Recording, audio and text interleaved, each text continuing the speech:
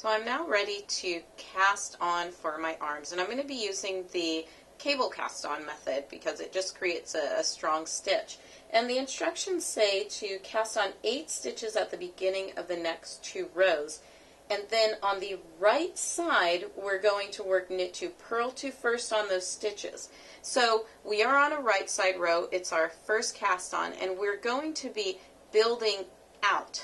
And we're actually going to be getting rid of our selvage stitch. The selvage stitch will be used for seaming along the side of the garment, but because we're building out and working in a knit 2 purl 2 ribbing, our selvage will be the first stitches across in that ribbing. I'll show you how to do that. Then what you'll do is once you work your ribbing, you'll work all the way across to the end of the row, turn your work, and then you'll cast on the next 8 stitches on the wrong side. And what the pattern says is on the wrong side rows, you're going to be working a purl 2, knit 2 ribbing. So I'll show you that as well. But let's go ahead and get started. So to perform the cable cast on, what we do is we're going to insert our needle directly in between these 2 stitches, the first and the second stitch from the end. So I'm just going directly in between.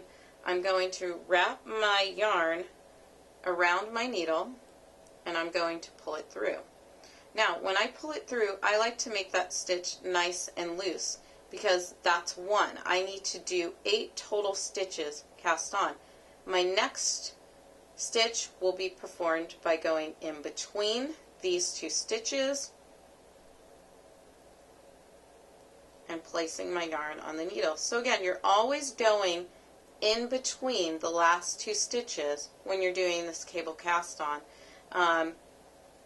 to create the next stitch. And so that's why it's important to keep this one fairly loose on your needle. So now I have 3 stitches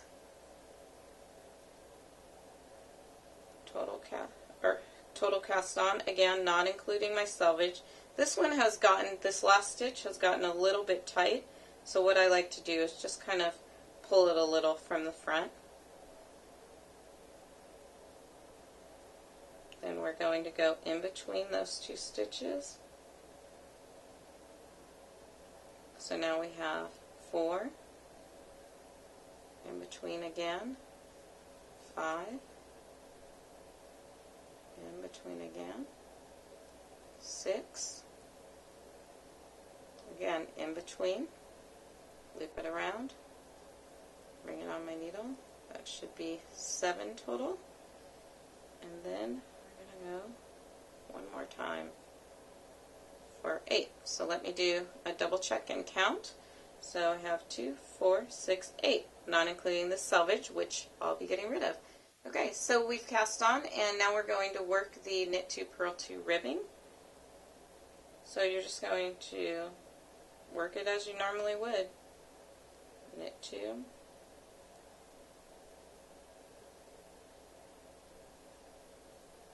and you'll purl the next 2 stitches,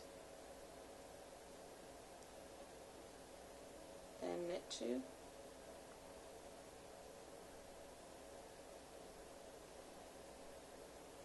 then you purl the next 2 stitches.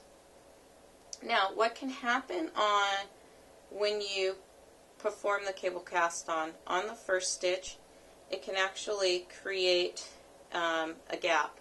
So remember I said we're actually getting rid of that selvage. This is what I like to do. I'm actually going to slide this onto the needle. I'm going to remove my stitch marker. I'm going to slide the stitch back. So I have the 8 stitches here on my right hand needle. What I'm going to do with that selvage is just perform a knit 2 together here to remove that gap. And then I'm going to go ahead and slide this back, and I'm going to keep my marker. So I'm going to place my marker right back on so that I know where I started the arm cast on, and I can figure out how many stitches I've cast on total in case I put it down and need to come back to it. So that is the cable cast on, and I'll meet you back on the other side for the next 8 stitches that we'll cast on the wrong side row.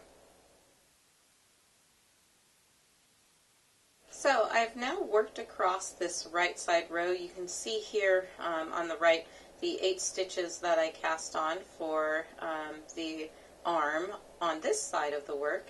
And now what I'm going to do is turn my work.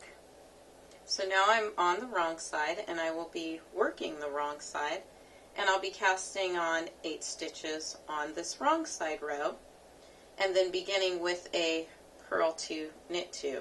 So as you can see, I am now on the wrong side of the pattern. It's going to be the same thing with this selvage stitch here. It's going to disappear, but if you notice, rather than a knit 2 here, we have 2 purl stitches, so we're going to purl 2 together to avoid a gap there. So we'll get started in the same exact way. We're going to use the cable cast on, stick our needle right in between those stitches, place it loosely on to our needle, and then we'll again go into right in between the last 2 stitches on the needle. So now I have 2 stitches,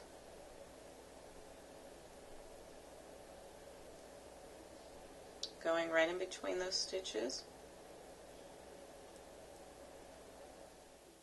So our first stitch on this side is a purl 2, and again that's because we worked a knit 2 on our right side, so the purl stitch when turned around becomes a knit 2, so that we'll have knit 2 on the right side. So when we flip our work, it'll be knit 2 here, and then also if you recall, when we cast on to the other side we had a knit 2 as well. So it's just so that both sides will be mirrored.